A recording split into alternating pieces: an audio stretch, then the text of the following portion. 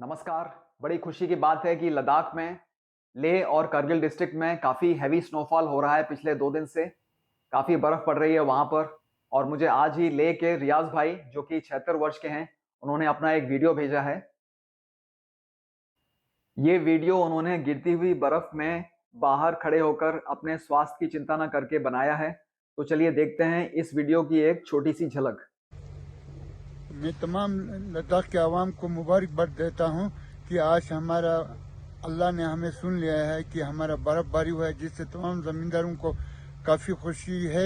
और साथ साथ सारे हिंदुस्तान के लोगों को बल्कि तमाम दुनिया वालों को मुबारकबाद देना चाहता हूँ इस स्नोफॉल से कि हमारे ग्लेशियर में बर्फ़ जमा होने की वजह से ग्लेशियर भी बढ़ जाएगा और दरिया सिंह में पानी ज़्यादा आ जाएगा। इस तरह से हमारे जम्मू और कश्मीर में बर्फ़ गिरने से जमुना और सारे जहलीम में पानी भर जाएगा। इस रियाज़ भाई के इस वीडियो को देखकर मेरा जो खुद का लद्दाख का अनुभव है, निमू और करगिल में 2 वर्ष रहने का अनुभव, उस अनुभव की यादें ताज़ा हुईं।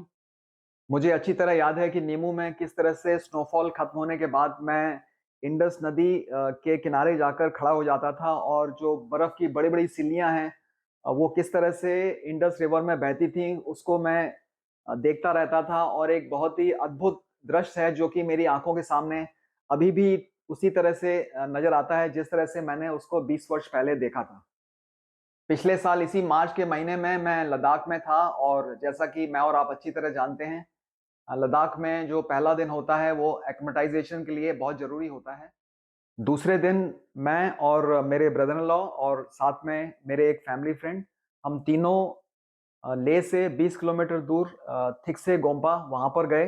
पहाड़ी पर स्थित ये गोम्पा एक बहुत ही सुंदर गोम्पा है और इस गोम्पा के अंदर एक 15 मीटर ऊँची भगवान बुद्ध की स्टैच्यू है और वहाँ पर उस स्टैच्यू के सामने बैठकर एक बहुत ही शांत माहौल में एक बहुत ही अच्छा वातावरण था, एक बहुत ही अ स्पिरिचुअल एक्सपीरियंस मुझे महसूस हुआ। इसके बाद हमने हेमिस गोम्पा को देखा जो कि कारू के पास में है और ये लद्दाख का सबसे बड़ा गोम्पा है और उस वक़्त टूरिस्ट सीज़न नहीं था तो ज़्यादा लोग नहीं थे वहाँ पर और इसलिए हमें इस गोम्पा को देखने में कोई परेशानी नहीं हुई और हमने आराम से इस गोम्पा के दर्शन किए। अगले दिन हम लेह से चुशूल की तरफ गए और चुशूल में कुछ देर रुकने के बाद हम वहाँ से रेज़ांगला मेमोरियल पहुँचे। रेज़ांगला मेमोरियल जो कि बैटल ऑफ रेज़ांगला की याद में बना है और ये बैटल 1962 में मेजर शैतान सिंह के नेतृत्व में लड़ी गई थी, जिसमें कि 114 वीर सिपाहियों ने अपना अंतिम बलिदान दिया था और इस मेमोरियल को देखकर जो भाव मेरे मन में उत्पन्न हुए उस वक़्त और जो रोंगटे मेरे खड़े हुए इस पूरी दास्तान को देखकर और सुनकर, इसका मैं शब्दों में बयान नहीं कर सकता। रेज़ांगला मेमोरियल को देखने के बाद फिर हम पगांगसो लेक पहुँचे। पगांगसो देखने का अनुभव हमारी ट्रिप का सबसे बेहतर अनुभव और सबसे यादगार अनुभव था और वो इसलिए क्योंकि पूरी पगांगसो बर्फ़ से ढकी हुई थी और सर के ऊपर था नीला आसमान और बिल्कुल 100% प्योर एयर और शुरू में थोड़ा-सा झिझक थी कि लेक पर हम कैसे अंदर घुसेंगे पर धीरे-धीरे हमने जब लेक के अंदर घुसना शुरू किया तो देखा कि पूरी बर्फ़ काफ़ी सॉलिड बर्फ़ थी वहाँ पर और एक बहुत ही एक गज़ब का वहाँ पर एक अनुभूति हुई, एक बहुत ही अच्छा एक एक्सपीरियंस था और एक बहुत ही अद्भुत अनुभव था हम सब के लिए। यहाँ पर मैं आपको बता दूँ कि अगर आप पगांगसो को पूरी बर्फ़ में ढके हुए देखना चाहते हैं, तो ये सिर्फ़ मार्च के महीने में ही संभव है, क्योंकि फिर बाद के महीनों में ये बर्फ़ पिघलनी शुरू हो जाती है। कारगिल देखने की भी हमारी बहुत इच्छा थी और इसलिए हम लेह से पत्थर साहिब होकर पहले नीमू गए और फिर नीमू से हम लोग खलसी गए और खलसी के आगे जब हम लामायुरु की तरफ गए, तो 5-6 किलोमीटर के बाद बर्फ़ के कारण वो रास्ता बंद था और इसलिए हमें वहाँ से फिर वापस लौटना पड़ा और हम करगिल डिस्ट्रिक्ट नहीं देख पाए।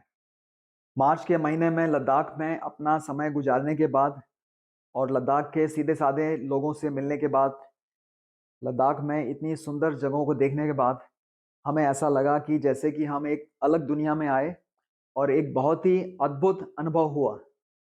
तो चलिए देखते हैं अभी रियाज़ भाई का बाकी बचा हुआ वीडियो।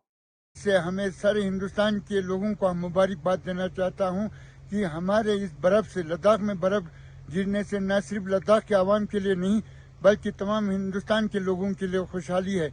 लिहाजा हम ये कहना चाहता हूँ कि इस साल हमारे बर्फ़ लेह में काफ़ी बर्फ़ गिर रहा है। आज मार्च की 1 तारीख को हम तमाम लद्दाख के आवाम को मुबारकबाद देना चाहता हूँ।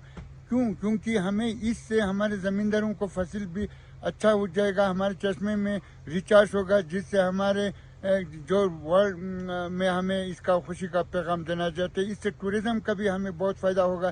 टूरिज़्म देखने के लिए, बर्फ़ देखने के लिए हिंदुस्तान के लोग यहाँ लद्दाख में आना चाहिए, जिससे हमारे टूरिज़्म का डेवलपमेंट भी हो जाएगा और लोगों को स्नोफॉल देखने का बहुत मौका मिलेगा। और ख़ासकर हमारे यहाँ लेह में दुजिला बंद हो गया है, जो हमारा नुब्रा का भी पास भी बंद हो गया, जांस्कार भी बंद हो गया है। और गाड़ी वालों को हम ये कहना चाहते हैं कि एहतियात से चले। और मैं रिक्वेस्ट करता हूँ, यहाँ स्नो देखने के लिए, बर्फ़ देखने के लिए हिंदुस्तान के कोने कोने से लेह में आना बहुत ज़रूरी है। जय हिंद। जब भी मैं लद्दाख की विज़िट को याद करता हूँ, तो लद्दाख के वो दृश्य मेरी आँखों के सामने आ जाते हैं और मेरी बहुत इच्छा है कि मैं फिर से लद्दाख जाऊँ और इस बार मैं कारगिल देखना चाहता हूँ। अगर आपने लद्दाख अभी तक नहीं देखा है, लेह और कारगिल अभी तक नहीं देखा है, तो मैं समझता हूँ कि एक बार लद्दाख को देखना बहुत ज़रूरी है। और वो इसलिए क्योंकि लद्दाख जाकर ऐसा लगता है जैसे कि हम एक दूसरी ही दुनिया में आ गए हों और एक बहुत ही अद्भुत अनुभव होता है। यही मेरे वीडियो बनाने का मकसद था और अंत में मैं आपसे अनुरोध करूँगा कि मेरा चैनल जिसका नाम है मेजर जनरल ठाकुर, इसे आप सब्सक्राइब करेंगे तो मुझे खुशी होगी। इतना कहकर मैं आपसे विदा लेता हूँ। धन्यवाद।